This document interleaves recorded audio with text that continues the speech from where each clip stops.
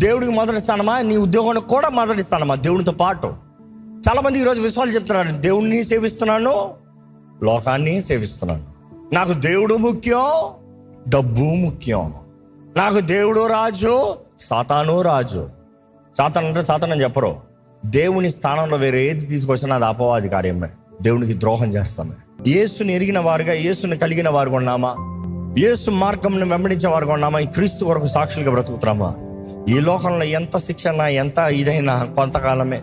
Polycarp చెప్పిన రీతిగా, నువ్వు నన్ను ఇప్పుడు తాత్కాలికమైన ఈ అగ్నితో నన్ను కాల్చొచ్చేవా, నీ అగ్ని కొద్దిసేపు కాలుతుంది, తర్వాత పోతుంది. కానీ దేవుడు నిర్ణయించిన నిరంతరమైన అగ్ని, ఏదో ఒక నిమిషం వచ్చే భయానికి దేవుణ్ణి విడిచిపెడుతున్నారా? దేవుణ్ణి దూషిస్తున్నారా? లేకపోతే దేవుణ్ణి ఎరగండి చెప్తున్నారా? లేకపోతే నిత్య రాజ్యంలో నిరంతరమైన మరణము లేని ఆ రాజ్యం కొరకు సిద్ధపడుతున్నారు?